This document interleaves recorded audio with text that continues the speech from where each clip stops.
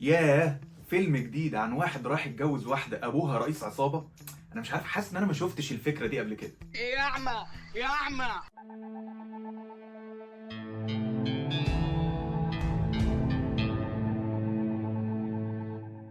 أبو نسب، الفيلم من بطولة محمد إمام وياسمين صبري وماجد الكدواني، ومن تأليف أيمن وطار وإخراج رامي إمام. الفيلم بسرعة كده قصته بتدور عن دكتور علي ورايح يتجوز البنت اللي بيحبها داليا علشان يكتشف إن باباها رئيس عصابة كبير جدا. وطبعا بيحصل مفارقات كوميدية كتير جدا زي ما احنا بنشوف في التريلر وزي ما احنا متوقعين. أنا أول ما شفت الإعلان بصراحة كده اتخضيت وقلبي اتقبض، قلت إحنا في خلال سنة ونص عملنا الفكرة دي في تسليم أهالي وعملناها في ابن الحاج أحمد. وانا ما عنديش مشكله خالص ان فيلم كوميدي لو هتعمل ضحك للضحك تعمل الفكره ان شاء الله للمره المليون، بس الفيلم يبقى بيضحك بجد، وده اللي موجود في فيلمنا المره دي. تعالوا نمشيها كده زي ما بنعمل ونتكلم على الايجابيات والسلبيات. نبدا بقى بايجابيات الفيلم. اولا، حمد لله على السلامه لرامي امام. هتقول لي ايه ده لسه منزل فيلم السنه اللي فاتت بتاع فضل ونعمه. لا يا جماعه، انا بتكلم الراجل ده اللي اخرج لنا بوحه وغبي منه فيه وتمن دستة اشرار، في افلام كوميدي حلوه ولسه معلقه معانا. الفيلم ده بالنسبه لي هو عوده للفورمه بتاعته، وكفايه ان هو رجع تاني يعتمد على الكوميديا البصريه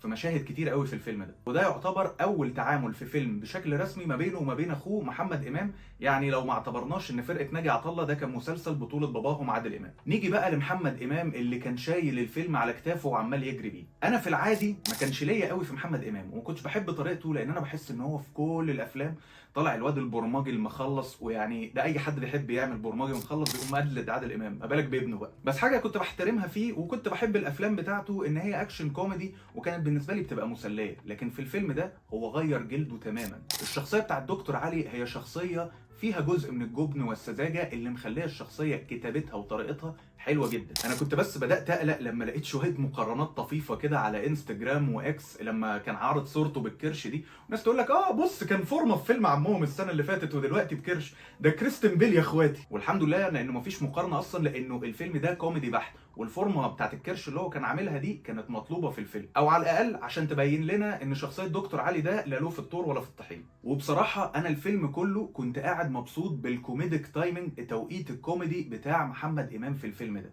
وقاعد مستني رياكشناته في كل مشهد. وده يرجع للكتابه الحلوه بتاعه ايمن وطار، وهنرجع نتكلم على باقي الكاست كمان شويه. انا بالنسبه لي ايمن وطار هو افضل من يكتب الكوميديا الفرديه كفكره، لكن ما بيكملش سيناريو لاخره. خدني كده بقى نادي الرجال السري، فضل ونعمه، البعض لا يذهب للمأذون مرتين. الافكار حلوه جدا، بس لما تيجي تبص على الافيهات او مثلا الكوميديا في الفيلم ده تحسها اللي هو تمام، لا والله الفكره دي تبقى صايعه في دماغك، لكن لما تيجي تشوفها على الشاشه هي ما بتضحكش قوي. لكن المره دي هو واخدك من اول دقيقه لاخر دقيقه عمال يضحكك، ودي حاجه انا اعتقد ان احنا ما شفناهاش في اي فيلم قريب غير يمكن بنك الحظ، وده كان من 6 سنين. نرجع لباقي الكاست ونرجع لماجد الكدواني اللي عمل دور رئيس العصابه داوود الشنش بهدوء ورزانه. ولما كنا نيجي نتكلم على كوميديا هو ما كانش شايل جزء كبير منها، بس لما كان بيعملها اسيستات مرتاحه كده زي اسيستات لوكا مودريتش. وبالنسبه لمحمد لطفي وعلاء مرسي اللي كانوا عاملين رجاله ماجد الكدواني كان دورهم ظريف وخفاف على القلب،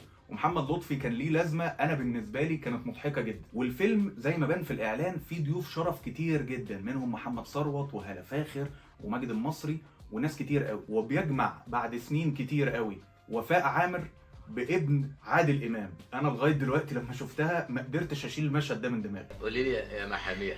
يا ايه؟ محامية طيب ده كلام جميل جدا. نيجي لاخر ايجابيه في الفيلم، وانا بالنسبه لي هي كانت الموسيقى التصويريه بتاعه خالد حماد. الموسيقى التصويريه بتعلق معاك كده وكاتشي وحلوه، وكمان كان في ثيم معمول لماجد الكدواني. والله يا جماعه الثيم ده كان ممكن نستخدمه في فيلم سوبر هيروز بره. طيب الفيلم خفيف ظريف وجميل جدا ما عدا خط واحد، وايوه هو اللي في بالكم. نيجي لجورجينا العرب وإرينا شايك كفر عبده الفنانه ياسمين صبري. طيب بص، هو انا كاداءات كوميديه طيب بالنسبه للرياكشنات وتمثيل يمكن الحاجه الوحيده اللي كانت بتلحقها هي الكيمياء اللي ما بينها وما بين محمد امام، ان هما برضو ده تالت فيلم يعملوه مع بعض بعد ليله هنا وسرور وجحيم في الهند. واللي كان بيلحقها ده هو محمد امام، ان هو دايما بيقول افيهات ودايما مغطي على الجو ده.